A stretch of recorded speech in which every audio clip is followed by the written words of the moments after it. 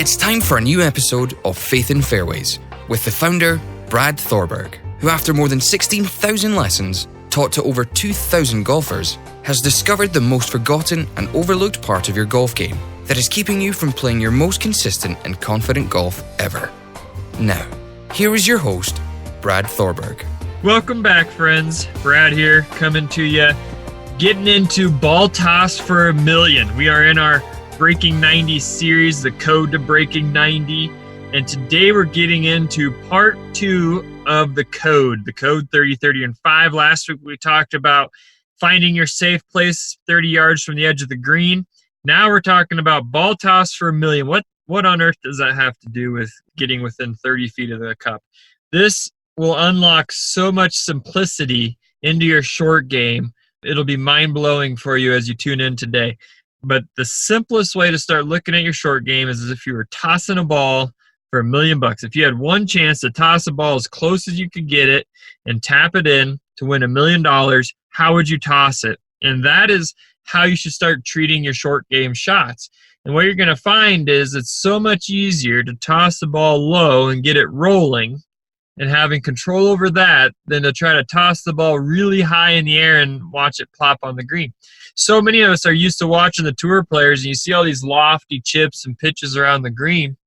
Well, one, they're playing incredibly firm and fast courses. Two, the TV can't show you the undulation. I mean, I've been to Augusta a couple of times, 3 times actually, to watch the Masters, and you have no clue how hilly that golf course is until you walk the property, which is unbelievable. I mean, that's, side tangent there.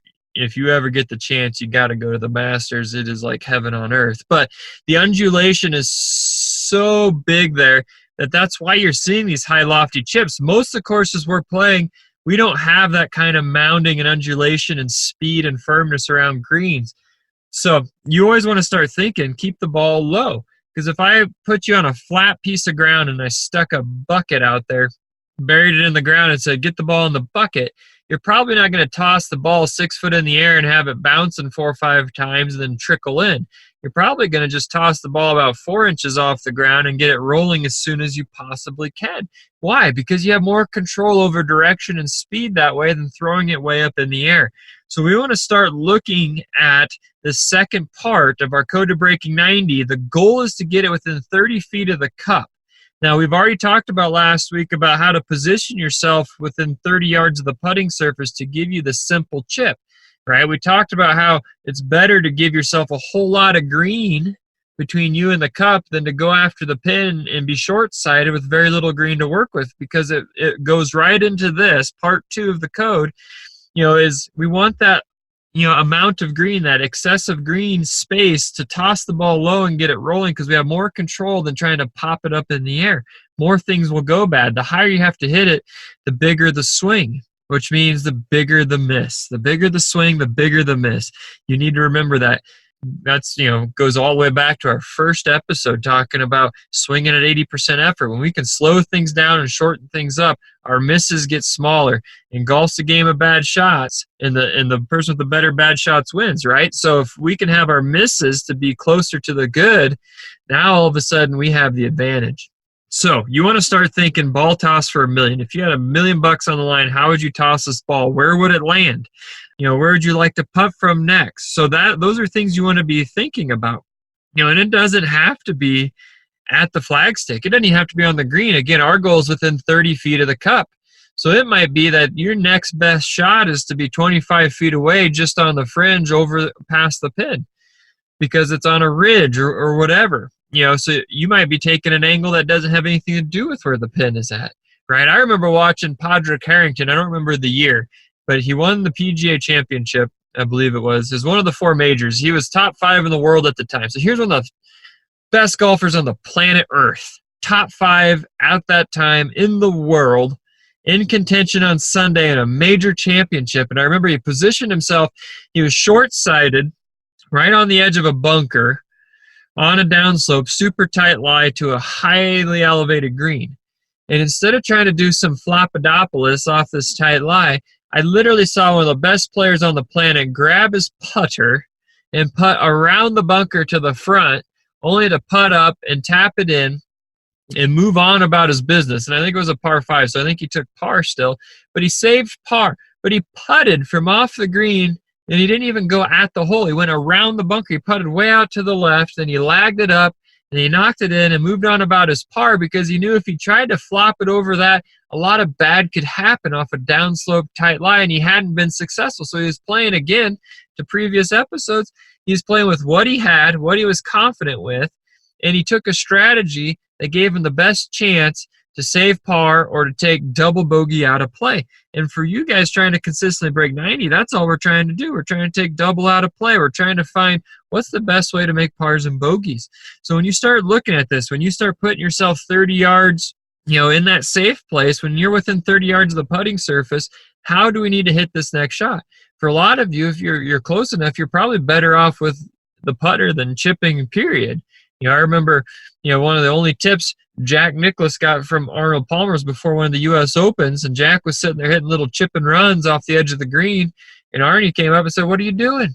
He was working on my chipping. He goes, "How do you feel it's going?" Jack's like, "Well, I think it's going pretty good. They're pretty close." He goes, "Would that be an acceptable distance if you're using your putter from the same spot?" And it was like an aha moment for Jack Nicklaus, to putt from off the green. So for a lot of you, number one tip is you need to start using your putter far, far more off the green. When you're in the fairway or fringe, you should be putting because your worst putt will always be better than your worst chip. Promise you that. Now from there, it's keep the ball low. So for a lot of you, you should be chipping. If you're positioning and placing yourself, and I get it, we're not perfect. Golf's a game of bad shots. You're going to sometimes be leaving yourself with some difficult shots where you do have to go up over something, over a bunker, over a mound. And you have to go for the harder shot, the higher, loftier chip or pitch. But if we are doing part one correctly, if we are positioning ourselves in a safe place with a lot of green to work with and no trouble to go over, then we should be chipping a lot and pitching a lot with a lower lofted club, like an 8-iron, 9-iron pitching wedge, just trying to pitch it on and get it running. That should be our goal. So what you want to do is you want to stand back there, think of tossing the ball. Where would that thing land and how far does it need to roll? So you need to figure out real fast kind of what is your tendency of flight versus roll with certain clubs. Now for me, when I teach a lot of my clients, I say get really good with 2 clubs because we're busy. We don't have hours and hours and hours to practice our short game. So I say get really good with 2 clubs. It might be a sand wedge for your loftier shots and a 9-iron.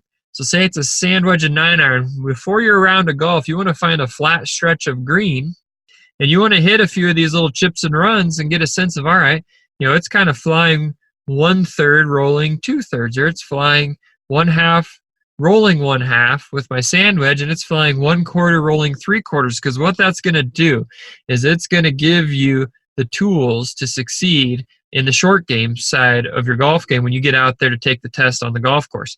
And this is, we have a pre-round warm-up. I call it my cheat sheet. It's super handy, and you'll go through this warm-up, and you'll get a sense of just how far they're flying and rolling because it changes from one course to the next. Sometimes it changes one day to the next. Did you get rain? Has it dried out? Was the wind blowing? So you always need to figure out how far is the ball flying versus rolling. So when you go out there and you position yourself correctly in your safe place, you're now looking and going, hey, I got 15 yards across the screen. I have 45 feet. So I'm going to go with, my 9-iron because it's going 1/3 in the air, 2/3 roll, and I'm going to find my 1/3 landing area as if I was tossing this ball. It's right here. Then you're just going to stare that down and try to land the ball there. Because, guys, those who are excellent at the short game that you watch and you're in awe of, what they're good at is getting the ball to land where they want it to land. I mean, how many of you are looking at the hole when you hit a chip shot? I know I can't see you, but I guarantee you the majority of you are raising your hands. And this is why you're struggling to break 90, because you're looking at the hole. Well, that has nothing to do with it. All you can control is the controllables, and what you can control is where the ball lands. So you got to get really good at getting the ball to land where you want it to land. And if you do that, and you know how far it's going to fly and roll, boom, you got this figured out. You go, hey, I got 30 feet. This thing's flying 1/3 of the way, rolling 2/3. Where's 10 feet? It's right here. It's a little uphill, so I'm going to move it a little bit further. And now you just hit it there. You chip and let it run. Or if you're putting, it doesn't even matter. You're just hitting a putt. Even though Brad has cracked the code to consistently breaking 90, there are still 3 major mistakes he's found from working with over 2,000 clients that will sabotage your round before you get to the first tee. Head to www.mygolfcode.com now to receive your free guide, where he outlines all 3 faults and provides you with some easy action steps to start playing more consistent golf today. So, we got to start warming up, figuring out our practice. Get out there to, this week or tonight, maybe, and practice this. Figure out with 2 clubs how far the ball flies and rolls on a fairly flat lie on your home course. That is powerful knowledge. That is knowledge you need to have in order to break 90 consistently, because otherwise it's just going to be a fluke because you have no idea or command over your short game. So you're positioning your ball correctly in the safe place, right? The first part of the code, 30 yards within the edge of the green. You understand that. You've been working on that. You've been finding your safe places. You've been seeing less blow-up numbers. Now we got to get it within 30 feet, 30, 30, and 5. Now we got to get it within 30 feet, the second part of the code. To do that, majority of the time you should be using your putter if you're on the fringe or fairway. If not, you should be using a much less lofted club like a 9-iron, 8-iron, and getting really good at understanding how far it flies and rolls. Find your landing area and get really good at landing it there, because it doesn't have to be perfect. Because if you're landing within 2 or 3 feet, imagine that. You're just trying to land within a 3-foot by 3-foot box. If you do that and you did the math correctly, what happens? You're within 3 feet of the cup. And what's our goal? 30 feet. So boom, we just started making a couple of pars around. We're shattering 90 with no problem. It's fun. It's easy. It's exciting, right? But we have to make the smart choices. We have to start playing with the lower shot, because if you're tossing a ball for $1 million, I guarantee you're not tossing it 6 foot in the air. You're keeping that puppy low because you can control and command it. And that is the key. Control and command over your short game, guys.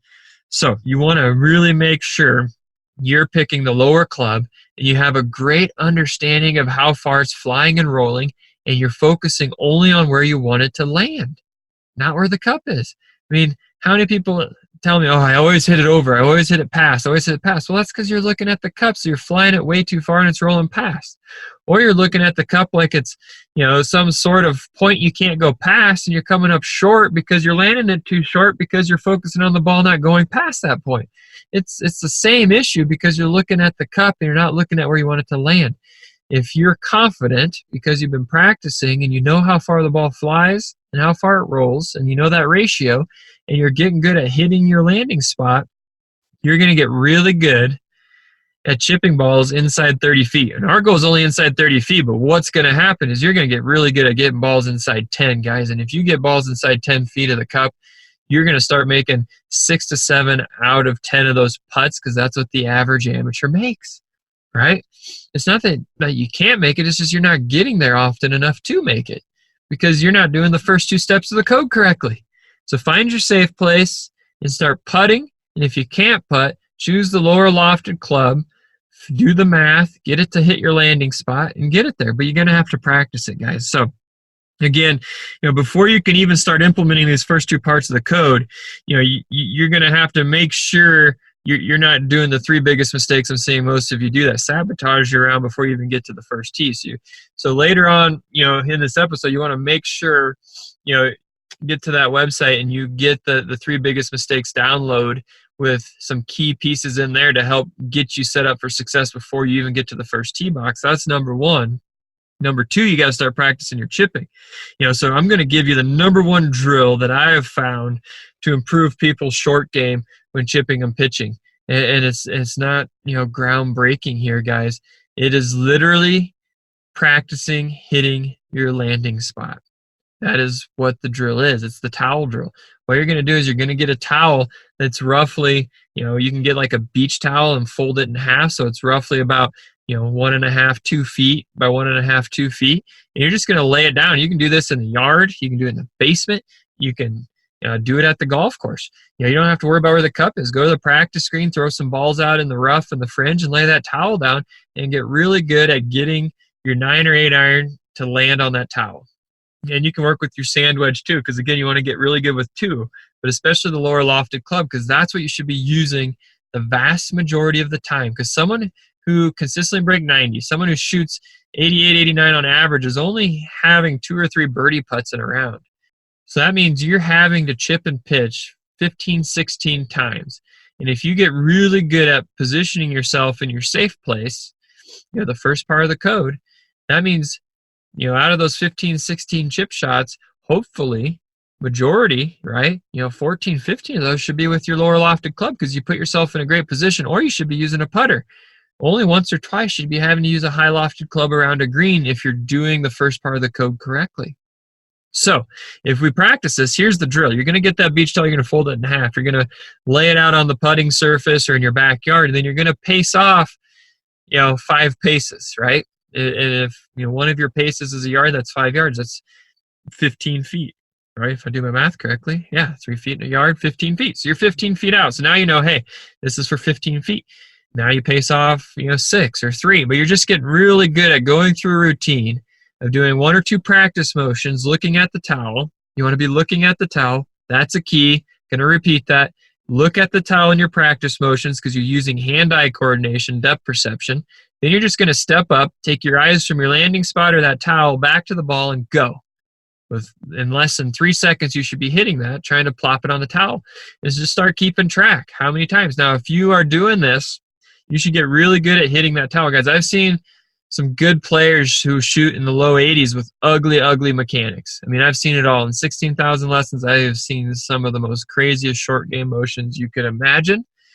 And yet, because that was all they knew and that's what they practiced, they were really good at hitting their landing area. Now, they still hit some really bad shots under pressure, and that's where we got to get into the mental side and how to create a routine that just oozes relaxation and confidence when you're over the ball in any shot. And that's for another episode. But right now, if you get really good at hitting your landing spot, you should be able to start hitting that towel 7 out of 10, 8 out of 10 times within the first couple of weeks from inside, 15 yards pretty consistently. Because if we're inside 10 yards, we should be probably using a putter, and our goal is to get inside 30. So if you can get, inside 30 and start hitting that towel, because again, if you're 30 yards from the edge and the pin's in the back half, you're only trying to fly it a quarter of the way, a third of the way with your 9-iron. What does that look like? So you shouldn't have to be flying this thing more than, probably 15 yards in the air. So if you can find 20 yards of space in your yard or at the practice place, facility where you practice most, your go home course, whatnot, and you get really good at getting over half the balls, closer to 7 out of 10 hitting that towel, guys, you will be shocked as to how many up and downs you start having, how many par saves you start having. And our goal is just 30 feet. But you start hitting that towel 7 out of 10 times, we're talking a lot of par saves. And that's key because that gets us starting to consistently score in the low to mid 80s. You're listening just trying to break 90, and now I'm talking about mid 80s. What's happening? Well, it's your short game. That's what's happening. You now have a plan for your short game that will help you succeed. Well, it will help you score better, be more consistent, and enjoy this game and just be strutting with confidence around the golf course because you can get up and down now because you have a plan. Confidence comes from having a plan and having a belief within your ability. The plan I'm giving you, the belief with your ability comes with practice and implementing the plan and seeing success. Also comes with positivity and visualization of having that success, which is, we talked a little about that in episode 1. So that right there is how you toss the ball for $1 million. You got to warm up. You got to get a sense of how far it's flying and rolling, and you got to start working the towel drill, getting good at hitting that towel with your sand wedge and your 8 or 9 iron. Just 2 clubs. Get really good with 2 clubs. You find your safe place. You're hitting your landing spot. Before you know it, you're saving a lot of pars, tapping in for bogeys, and this game became more fun than you could ever imagine, guys. So hopefully that helps you guys. That is part 2 of the code of 30, 30, and 5. So we've covered the safe place within 30 yards, how to get it within 30 feet. Next week, you want to definitely stay tuned next week. We're going to talk about how speed is king in your putting game and how to just start getting the ball inside 5 feet over and over and over and over, which should be easy, especially if you accomplish this today, because, we should be inside 15, 20 feet quite often. But we're going to talk about how speed is king in the putting game. It truly is probably the biggest weakness of most of your golf games, and it's the probably one of the quickest things to fix if you know how to practice it. We're going to get into that next week. So that is it for this week. That is a wrap. I know it's a lot. Your minds are blowing up with all this awesome info. Re-listen to it. Take this to the course. Start implementing these drills. Start practicing, guys. I mean, a lot of you, from what I'm getting feedback-wise, is you're already seeing great success. It's there. You already have the ability to break 90. You just need to implement the code. And we are, knocking these things out one step at a time. I can't wait to get into the putting side of things next week. That is so important. So stay tuned next week. You don't want to miss that. We'll talk to y'all soon. This is thepodcastfactory.com.